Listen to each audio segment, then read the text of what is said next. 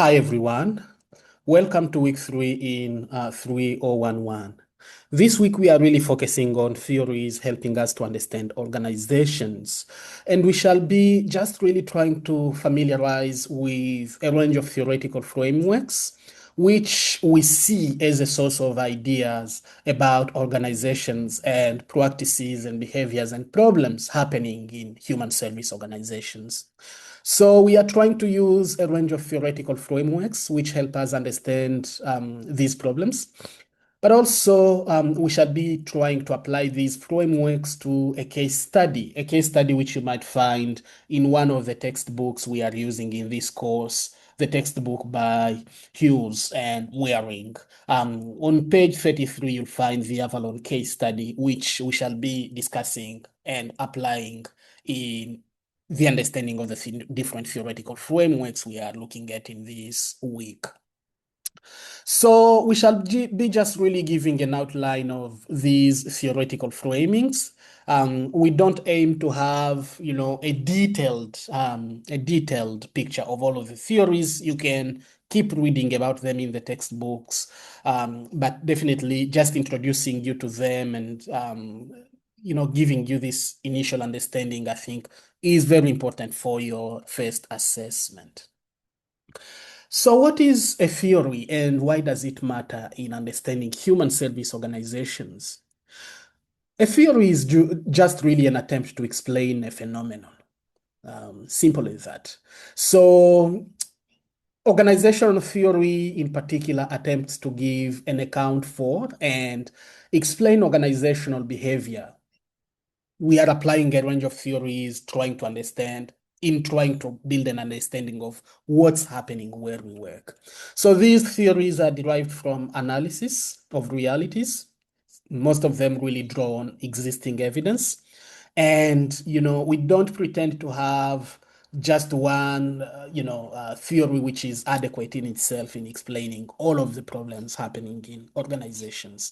Rather, it's always a good idea, as I said, to draw on different theories because different theories offer a varying perspective on the same phenomena. And you'll see in your first assessment piece that I'm asking you actually to draw on at least 3 theoretical perspectives in explaining the problem you have identified in the organization where you work.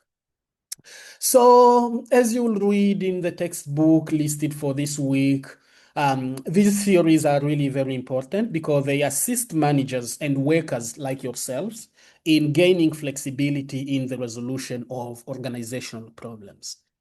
Otherwise, if we don't apply theories in understanding organizational issues, actually, we are more likely to just see what's not working well, or we are more likely to put all the blames on individuals rather than trying to challenge the structural aspects of things, which at times are also responsible, and in many cases are really responsible of organizational problems.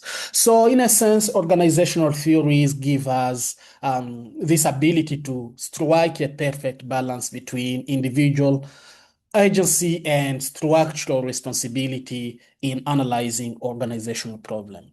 If I can put this clearer to you, you might see a problem where maybe a worker is being accused of being incompetent. And this is not uncommon in some agencies or, different work arrangements. And at times, all the problems and all the blames actually goes with this worker who's thought of as incompetent. And we forget that there are things at the agency level which could be, putting this person maybe in that particular situation, or maybe even things which can be done at the agency or the organizational level to even support this person in terms of, do they require further training? What kind of professional development is there for that person?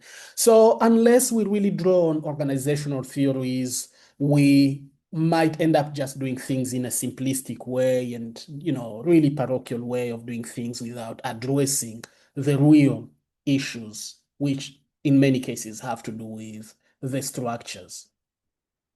So organizational theories are therefore tools. And as you'll read in the Hughes and Waring textbook, these theories actually, they use actually the word metaphor. Um, just to take the theoretical framings from that understanding and that suspicion that, oh, they are just difficult to engage with, and so on and so forth. So they use the word metaphor. Maybe we are not very much using that metaphor, but we shall be using a bit of imagery as we engage with the broader range of theoretical framings we are unpacking in this week. So different theoretical lenses exist for understanding organizational problems, and these really help us, understand what factors are shaping the structures where we work. So topics we have already covered in week 1 and week 2, like week 2 in particular, where we had a discussion about work culture, actually is influenced very much, by some of the theories we shall be looking at today.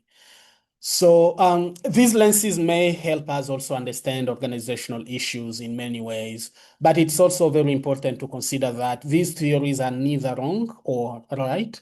They just reveal different truth, different ways of looking at organizational problems. And that's why, in particular, I'm really encouraging you to engage with a number of theoretical framings rather than just relying on one theory.